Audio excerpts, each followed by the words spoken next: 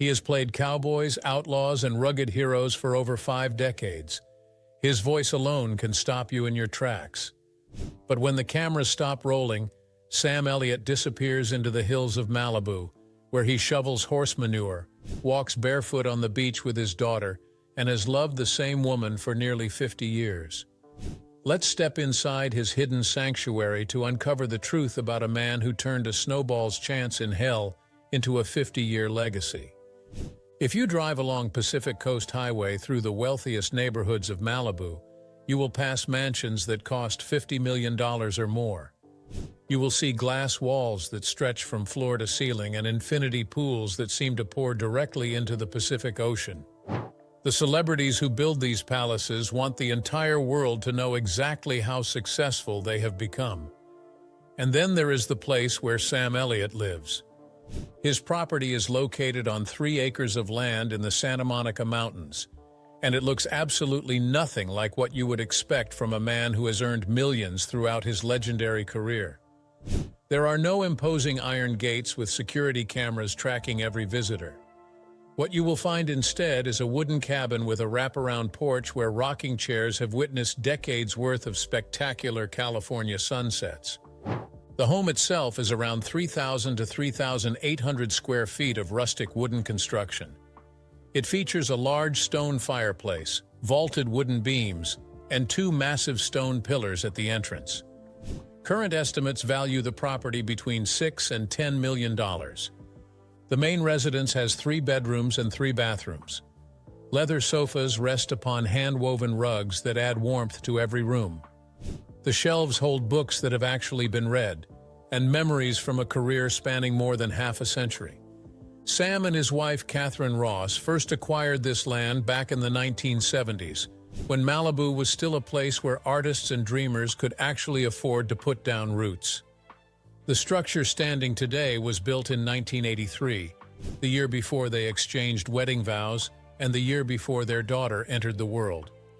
Sam once described his daily existence in the most perfectly Sam Elliott way imaginable. He explained that they live in Malibu with horses and dogs and cats and chickens everywhere. He said they shovel manure with their own hands. And then he added that doing this kind of work keeps a person humble, no matter how famous they become. The man who built this life on his own terms was about to face the ultimate test of what it truly means to protect everything you love when flames came racing toward his home in the middle of the night. The Woolsey fire ignited on November 8, 2018, and within hours it exploded into one of the most destructive wildfires California had ever witnessed. Nearly 100,000 acres burned. More than 1,500 structures were destroyed. 3 people lost their lives when the sky turned orange and ash fell like snow across Malibu. Evacuation orders went out across the entire region. The vast majority of residents grabbed whatever they could carry and fled to safety. Sam Elliott made a different choice entirely. At 74 years of age, with his beloved wife inside that wooden cabin and decades of irreplaceable memories surrounding them, Sam decided to stand his ground and fight.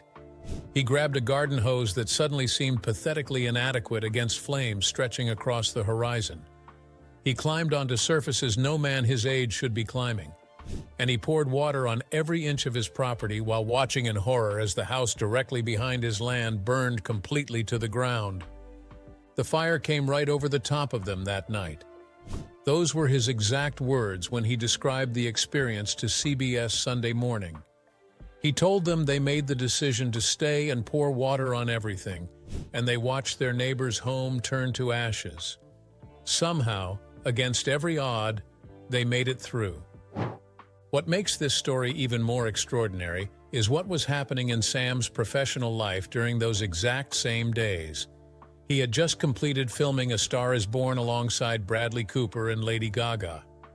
Industry experts were calling Sam a front-runner for Best Supporting Actor, which meant promotional events and red carpet appearances throughout the entire fire crisis. So imagine this scene playing out in real life. Sam Elliott, covered in soot and exhausted from fighting flames all night, driving through police roadblocks in darkness. He was wearing a tuxedo because he had just come from some formal Hollywood event. He was literally racing between saving his family home and fulfilling professional obligations. The firefighters who worked alongside Sam witnessed something that confirmed what audiences had always suspected. The cowboy Sam Elliott plays in films is the same man who exists when cameras are nowhere to be found. He does not run from danger.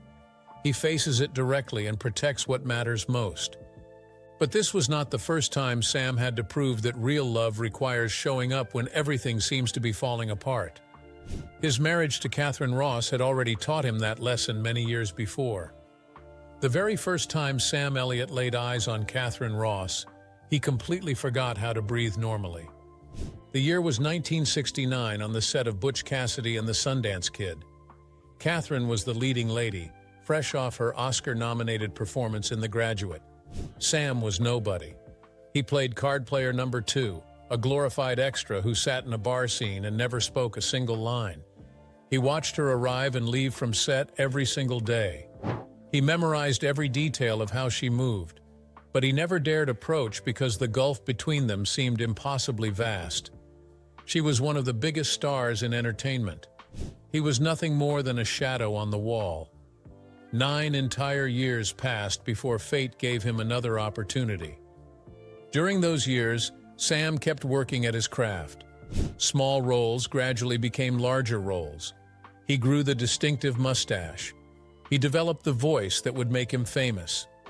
Then in 1978, a film called The Legacy brought him to London, where the actress playing opposite him turned out to be Catherine Ross.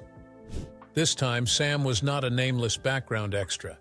He was a lead actor with substantial dialogue. They were professional equals. They had meaningful conversations between takes. They had time to actually know each other. Catherine later reflected on how strange it was that they had probably grown up only 80 miles apart in California and worked on the same film nearly 10 years earlier. But they had to travel across the Atlantic Ocean before they actually met. They dated for 6 years before marrying on May 1, 1984. This was Catherine's 5th marriage. It was Sam's first and only.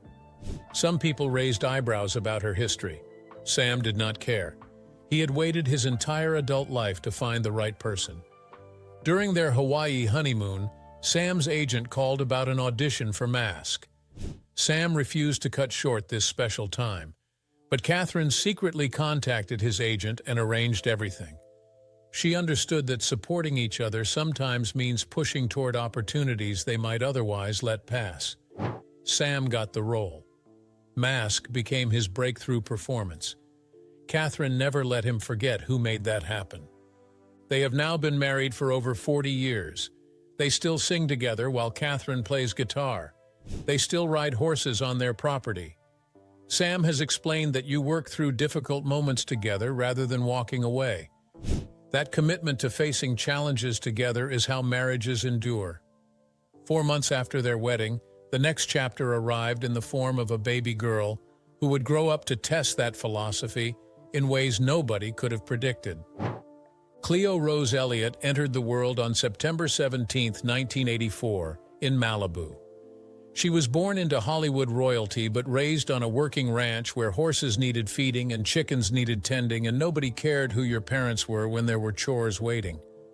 From her earliest years, Cleo demonstrated a remarkable gift for music.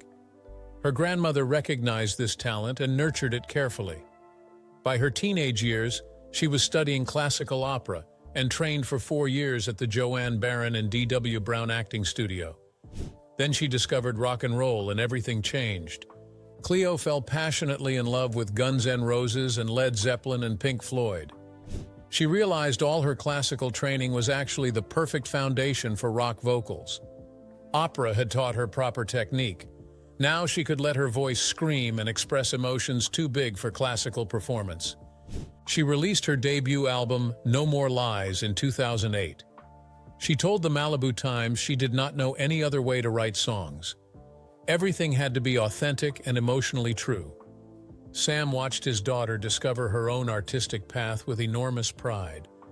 He had wanted to be an actor since age 8. Cleo found her calling in music. Different art forms, same passion. Whenever interviewers ask Sam about fatherhood, he becomes visibly emotional. He has explained that having a career is wonderful, but being a father is what truly completes him. He has been married exactly one time. He has exactly one daughter, and he loves her more than anyone in the entire world. Father and daughter developed a special tradition that began when Cleo was still learning to walk. They would spend hours on Malibu beaches searching for interesting rocks. Sam inherited this hobby from his own father, who had been a rock hound. Now 3 generations of Elliots had bent down on California beaches searching for treasures hidden in the sand. What the public did not know was that this beautiful relationship was about to shatter during a single terrible afternoon, and putting the pieces back together would require many years. March 2, 2011, began like any ordinary day at the Malibu ranch. Catherine was home. Cleo, now 26, was living with her parents. Whatever tensions existed beneath the surface had not yet erupted. Then something inside that household snapped completely. According to court documents Catherine filed 6 days later, Cleo suddenly lost her temper without warning. She told her mother she wanted to kill her. She kicked in a kitchen cabinet door. When Catherine tried calling police, Cleo cut the phone line with scissors. She threatened to gouge out her mother's eyes. Then she attacked Catherine and stabbed her in the arm 6 times. The scissors penetrated through Catherine's shirt and broke skin with each blow. The wounds remained visible days later when she appeared before a judge requesting protection from her own daughter.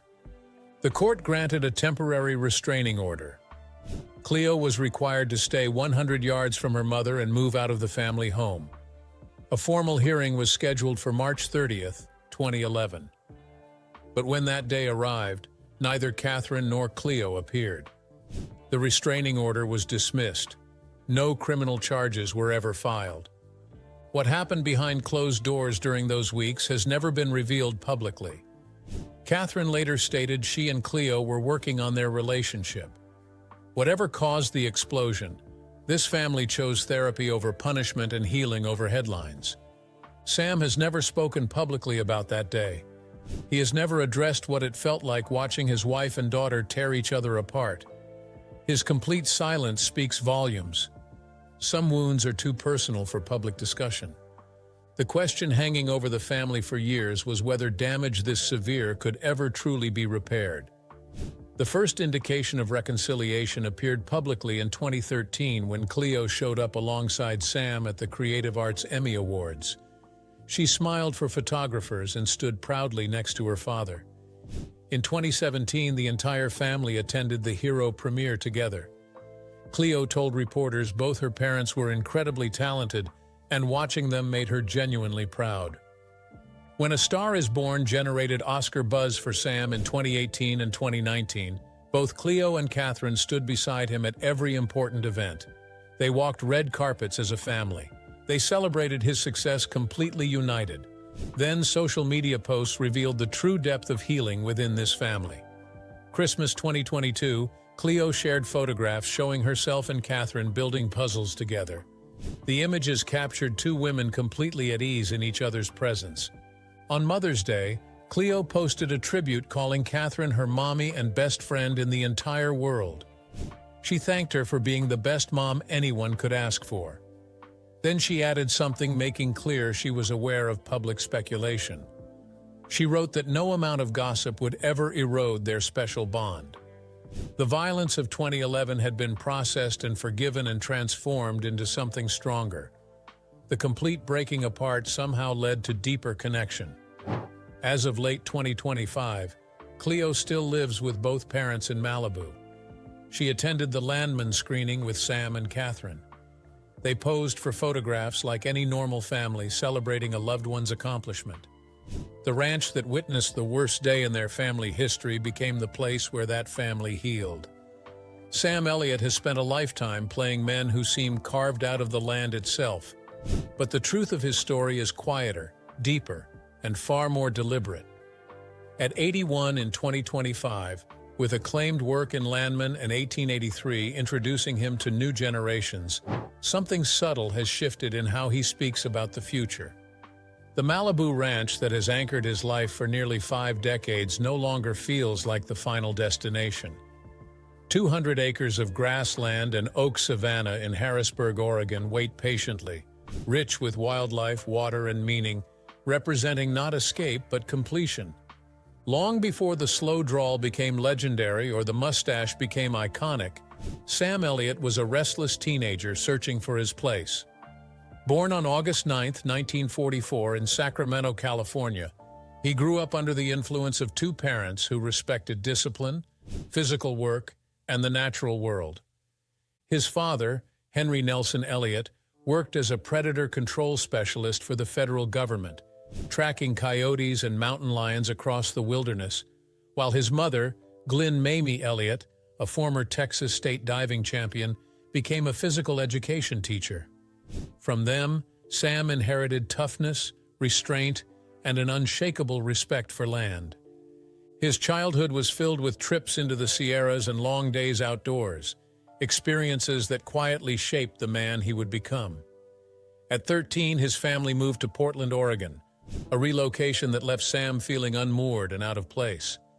He graduated from David Douglas High School in 1962 and drifted into college, first studying English and psychology at the University of Oregon, but the classroom never held him the way the stage did. At Clark College in Washington, a role in Guys and Dolls changed everything, and a newspaper review suggesting he should act professionally lit a fire that would not go out. Then came the loss that defined him. In February 1966, his father died suddenly of a heart attack at 55. Sam was 21, and the wound cut deep because his father had believed acting was foolish, once telling him he had a snowball's chance in hell of making it in Hollywood. That doubt never left Sam, but neither did the determination it sparked. He went to Los Angeles carrying both grief and resolve, determined to prove something that even success would never fully heal. By the 1980s and 1990s, Sam Elliott was no longer simply playing cowboys, but embodying a certain American myth. Roles in Mask and Prancer revealed unexpected tenderness, while Roadhouse transformed him into a cult figure whose calm authority felt earned rather than performed. His portrayal of John Buford in Gettysburg and Virgil Earp in Tombstone cemented his place as the quiet moral center in stories about violence and consequence. Even when he wondered whether he would ever escape the genre, as he did while playing the stranger in The Big Lebowski, the role became one of the most enduring narrators in modern cinema. Yet fame never reshaped him. While Hollywood glittered nearby, Sam built a life rooted in continuity rather than attention. His marriage to Catherine Ross, whom he once thanked publicly as his partner through thick and thin, endured fires, family crises, and decades of change. When wildfires threatened their Malibu ranch, Sam stayed and fought for the land instead of fleeing, because stewardship mattered more than safety. Now, as Oregon quietly calls him back, the story feels circular rather than nostalgic. Acting was never the destination, only the road that led him home. And somewhere beyond the lights of Los Angeles, a final horizon still waits. Sam Elliott has shown the world that true success is not measured by mansions or fame, but by the love you protect and the life you build with your own hands. Let us know in the comments what part of his story touched you the most and whether you believe Hollywood needs more genuine souls like him.